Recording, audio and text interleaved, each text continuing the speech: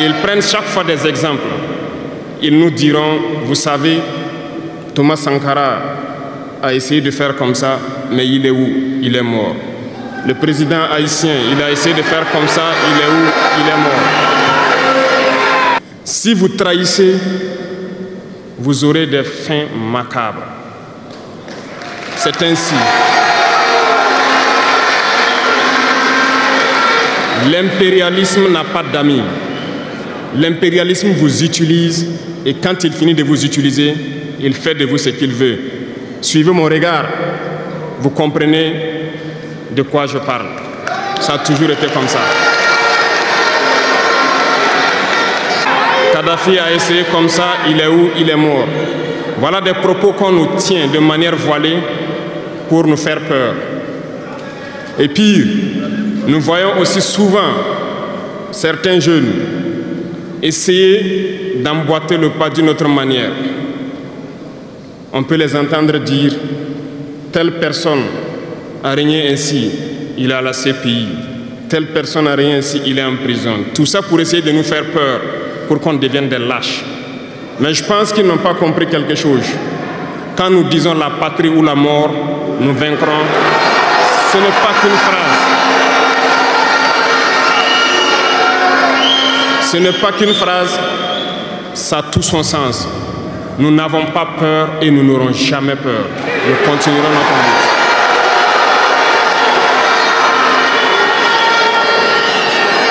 lutte. Ils ont fait peur sûrement à beaucoup de chefs d'État africains. Vous voyez, souvent quand on s'exprime ou lorsqu'on a l'occasion d'être dans certaines situations à l'extérieur, nous tenons souvent des propos pour interpeller les chefs d'État africains pour qu'on se réveille, prendre soin de notre jeunesse pour pouvoir amorcer notre développement réel. Nous sommes souvent mal compris. Certains ont riposté publiquement à nos propos parce qu'ils se sentent indexés. Mais je peux vous assurer, jeunesse, que lorsque nous nous retrouvons dans les couloirs, ces mêmes chefs d'État nous disent « Vous êtes sur la bonne voie, c'est ce qu'il faut faire pour que l'Afrique puisse s'en sortir. » Alors,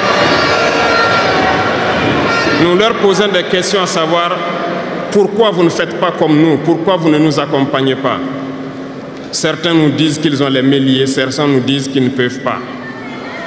Chers aînés, chefs d'État africains, du haut de cette tribune, donc, je souhaiterais dire que les peuples africains sont les peuples les plus pacifiques. Lorsque vous reconnaissez un tort, il faut le dire au peuple. Que nous n'ayons pas peur demain de sortir et dire au peuple, nous nous excusons, nous avions été compromis, nous avons des biens mal acquis, on nous a compromis par plusieurs choses et que nous demandons pardon et nous revenons sur la bonne voie. Et de commencer à travailler réellement pour l'indépendance de nos États et notre émancipation. Et je pense que c'est possible.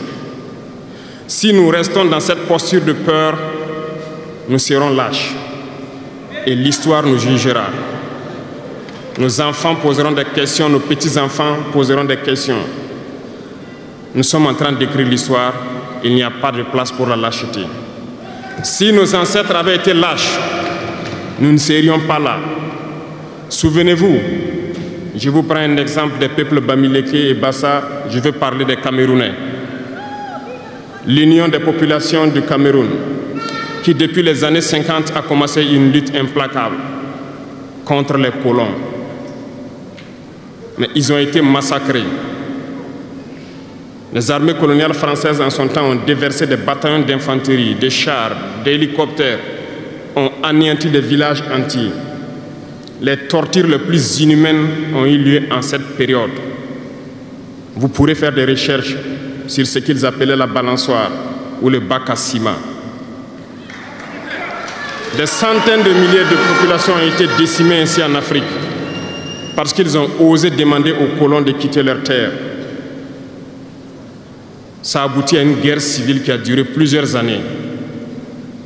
C'est pour dire que des gens ont osé, ont affronté à main nue les impérialistes pour que nous soyons là.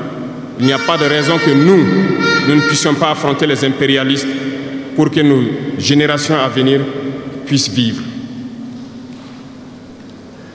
Il y a beaucoup d'exemples à travers l'Afrique d'hommes courageux qui ont refusé d'être lâches, qui ont combattu, qui ont fait face. Eh bien, soyons dignes de ces gens. Nous sommes leurs descendants et soyons dignes d'eux. Un lâche ne peut pas être digne. Ne soyons pas lâches, jeunesse africaine. Parce qu'un lâche est toujours un traître. Et ça va de pair. Ils essaieront de nous faire peur pour que nous soyons lâches.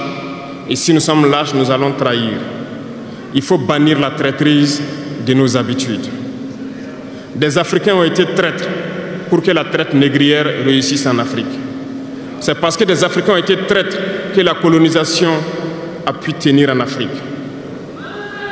Interrogeons l'histoire, nous le verrons. Lumumba, Patrice Lumumba a été trahi parce qu'il a osé tenir tête. Et ces mêmes télévisions belges sont venues au Congo pour quelques billets tendus à des individus au Congo pour une interview pour contenter leur population. Et vous avez pu suivre ça. Lumumba nous dérangeait, il est mort, on est content. C'est de la traîtrise. Beaucoup d'autres héros sont tombés pour que nous soyons là aujourd'hui. Et c'est une technique de l'impérialisme de faire peur aux autres en menant des actions pour réellement créer la terreur. Ça n'a pas commencé aujourd'hui. Je vous prendrai l'exemple d'un guerrier qui s'est battu, Victor Biakaboda. Lisez, vous comprendrez. Il est issu d'une famille de chefs, pas de la chefferie donnée par le colon. Il était un enfant digne. Il a fait ses études au Sénégal, je crois. Il est venu médecin en Guinée et lorsque le RDA a été créé, il a rejoint la Côte d'Ivoire pour mener le combat contre les impérialistes, contre les envahisseurs, contre le colon. Il a essayé d'organiser la société ivoirienne. Partout, les gens ont commencé à porter la voix. Il y avait en son temps un général Péchou qui a fait massacrer les populations ivoiriennes pour que jamais cet esprit de liberté ne puisse germer. Il a continué son combat aux côtés de Félix Houphouët-Boigny. Ils ont lutté, mais le plus virulent était Victor Biakaboda. Il représentait une menace pour les impérialistes. Qu'ont-ils fait? En plus de massacrer les populations qui manifestaient, un soir, ils l'ont tué de manière atroce à côté de Boisflé. Quelques heures après, lorsque les populations de Dimbokro ont entendu l'assassinat, ils ont marché, ils ont manifesté, ils ont été massacrés par l'armée coloniale. L'histoire est têtue, les faits sont là. Après sa mort, qui a fait peur à Félix Houphouët-Boigny, ils l'ont appelé et ils l'ont dit: si vous continuez la lutte, vous connaîtrez le même sort. Il a eu peur et il s'est rallié à l'impérialisme. Il a été nommé ministre en France et plus tard il est venu prendre les rênes de la Côte d'Ivoire. Et ils l'ont utilisé pour éliminer beaucoup d'autres personnes qui osaient lever la voix. Et je pense que Thomas Sankara est un bel exemple.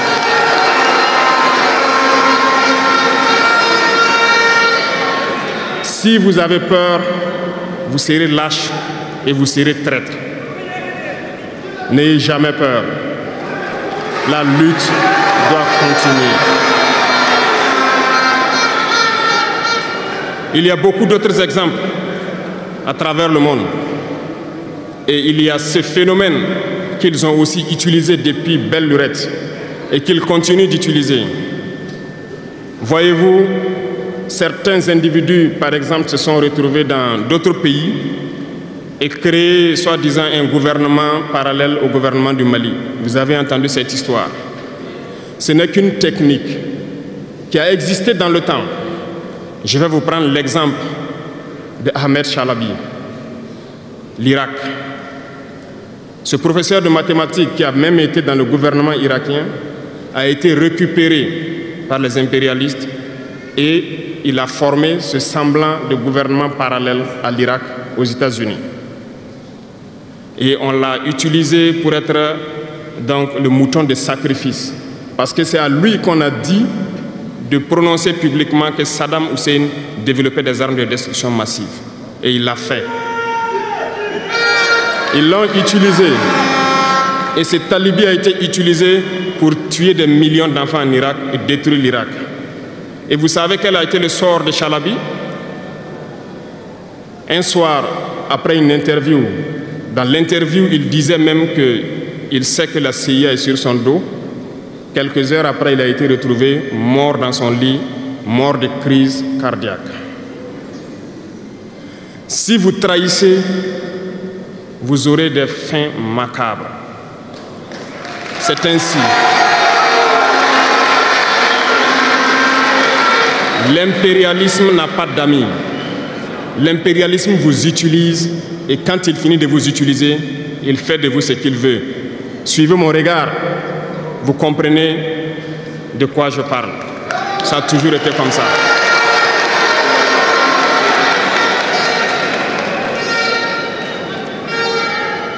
Le troisième vice que je vous invite à vous départir, c'est l'incompétence. Ah, je reviens encore au mot du slameur qui a marché sur ma langue. L'incompétence, vous comprendrez de quoi il s'agit. L'incompétence est un phénomène très dangereux qu'ils ont utilisé pour détruire la société africaine. Dans nos administrations, il y a beaucoup d'incompétence. Reconnaissons-le. Les incompétents ont beaucoup de place à côté de l'impérialisme. Parce que les incompétents peuvent plomber le développement d'un pays. Les incompétents peuvent vous amener à douter de vous. Les incompétents aiment la facilité. Les incompétents aiment tout pour eux seuls. Les incompétents n'aiment pas ceux qui sont compétents.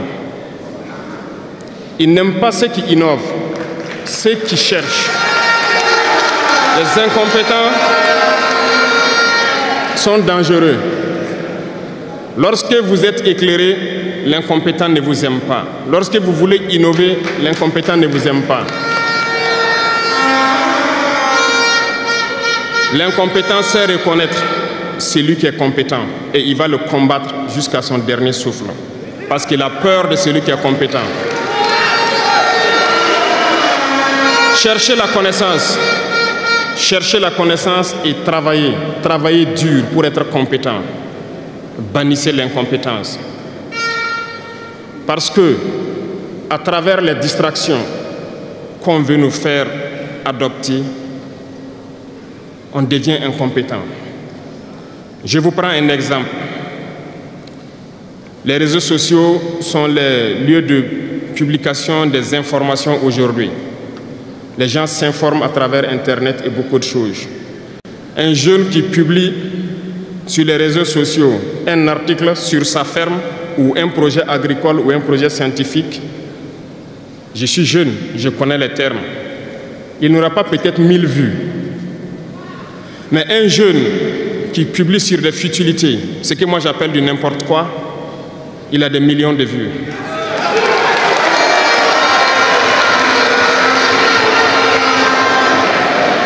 Justement, comme disait le jeune slameur, on veut vous faire perdre du temps dans les futilités. Prenez conscience, intéressons-nous au travail et cherchons la connaissance, cherchons la compétence.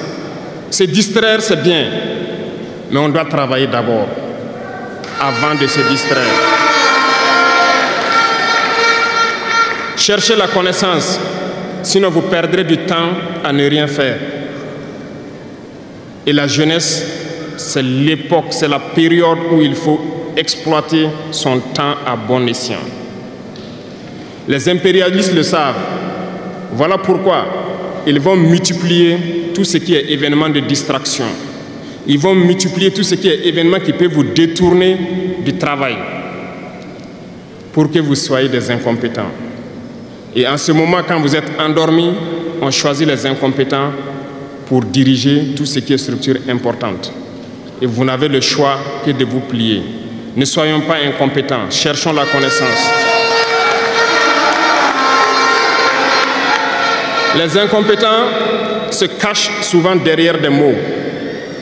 Ils emploient les termes de démocratie, de liberté, sans se rendre compte de quoi il s'agit. Camarades, la démocratie est un état d'esprit, autant que la jeunesse est un état d'esprit. C'est soi-disant démocrate, mais regardez le monde. Comment est-ce qu'on peut vouloir imposer la démocratie en tuant des millions de personnes?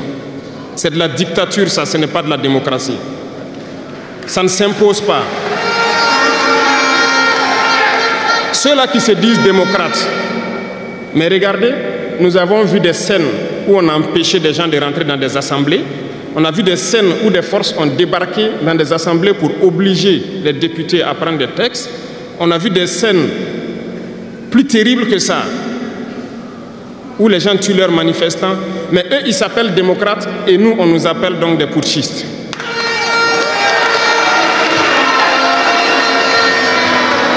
Si c'est ça la démocratie, je répète, nous ne voulons pas de cette démocratie.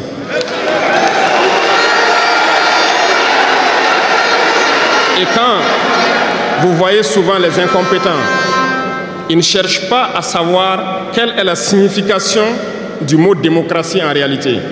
Ils s'accrochent juste à la définition qu'il lui a donnée l'impérialisme et il se met à parler de démocratie sans réellement connaître le fondement.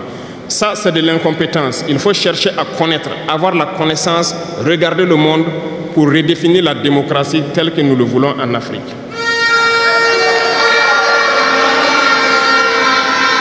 Les incompétents se cachent derrière les libertés. Retenez une chose, il n'y a pas de liberté individuelle qui existe. C'est un fait. Vous pensez vraiment que chacun est libre? La liberté est collective. Tant que nous vivons dans une société avec des règles, la liberté est collective. Parce que si vous ne respectez pas les règles, vous ne pouvez pas vivre dans la société. Si vous êtes libre de parler comme vous voulez, l'autre aussi est libre de vous répondre comme il veut. Ça sera du désordre. Si vous êtes libre de rouler dans la rue et de passer le feu au rouge comme vous voulez, l'autre est libre de passer aussi et de vous cogner. Vous comprenez que si la liberté individuelle prend le dessus, nous sommes dans une société de désordre. Voilà pourquoi il y a des règles dans la société. Et les règles, tout le monde doit les respecter. Et là, on parle de liberté collective. Donc, certains se donnent le droit de parler de leur liberté individuelle à eux, mais ne tenant pas compte des autres. Je pense que ça fait partie aussi de l'incompétence, parce qu'ils ne cherchent pas à comprendre, ils s'arrogent les droits que peut-être les États les ont donnés pour sévir, pour faire tout pour eux, en négligeant les libertés des autres. Non, la liberté est collective. Avant de poser un acte, on pense à la liberté d'autrui. Et nous ne devons pas transcender la liberté des autres. Donc ça fait qu'on doit avoir de la réserve. Et une fois qu'on a de la réserve, la liberté individuelle n'existe pas. La liberté est collective. Et nous devons avoir cette culture de liberté collective.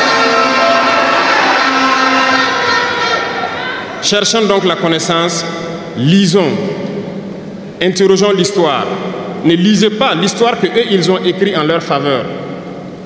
Cherchez la connaissance à travers plusieurs sources et vous comprendrez dans l'histoire qui s'est battu pour l'Afrique, comment nous devons nous battre pour continuer cette lutte de nos dévanciers.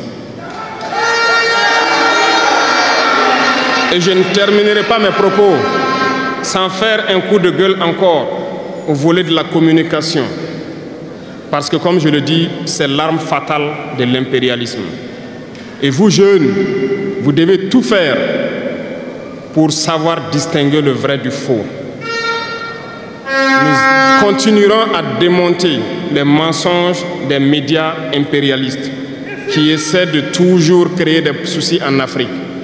Parce que ces médias, par leur bouche, ils peuvent vous rendre un roi demain. Par leur bouche, ils peuvent vous faire quitter de votre position de roi et vous rendre un piètre esclave demain. Faites attention. Je suivais une émission, malheureusement, il n'y a pas longtemps, burkinabé, où un jeune journaliste a sorti une phrase qui m'a laissé un peu perplexe. Il parlait de la Corée du Nord. Et le journaliste a dit, mais il meurt de faim en Corée du Nord. A-t-il pris le soin d'aller en Corée du Nord enquêter pour voir vraiment s'il meurt de faim? L'idée que les médias impérialistes ont vendu de la Corée du Nord est plus développée que beaucoup de pays européens. Et parce que ces médias nous disent la Corée du Nord c'est la dictature, les gens meurent de faim, ils sont pauvres, ils n'ont rien, on prend ça ainsi. Mais la Corée du Nord est une puissance nucléaire, comment est-ce qu'ils ont fait?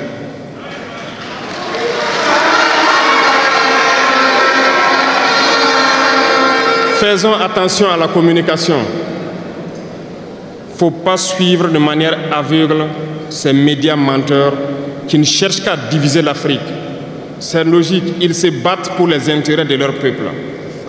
Et l'intérêt de leur peuple, c'est que l'Afrique soit divisée. Alors, jeunesse du Burkina, jeunesse d'Afrique, il faut qu'on s'unisse. Il faut bannir la lâcheté, il faut bannir l'incompétence, il faut bannir la traîtrise et tous les vices dans nos sociétés. Nous avons des occasions de nous parler. On rend grâce à Dieu de ces occasions que nous avons chaque fois de nous parler, de nous conscientiser. Et je vous invite à repartir encore lire, à se mettre au travail pour que l'Afrique que nous voulons, autosuffisante alimentairement, soit une réalité. Pour que l'Afrique que nous voulons pour un développement harmonieux soit une réalité. Parce que je reviens sur votre thème. Il n'y a pas de paix et de sécurité sans développement. Les deux vont de pair. S'il n'y a pas de développement, il n'y a pas de sécurité.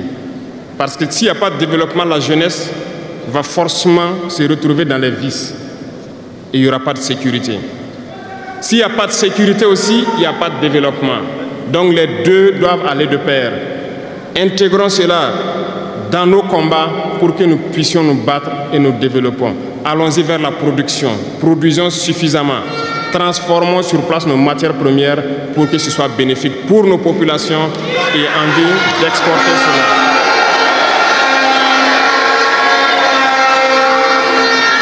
Je vous souhaite de très bonnes journées de réflexion sur le thème choisi, également sur le rôle essentiel de la jeunesse dans ce combat.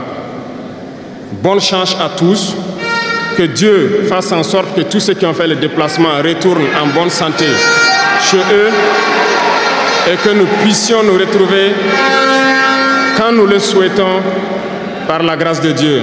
La patrie ou la mort.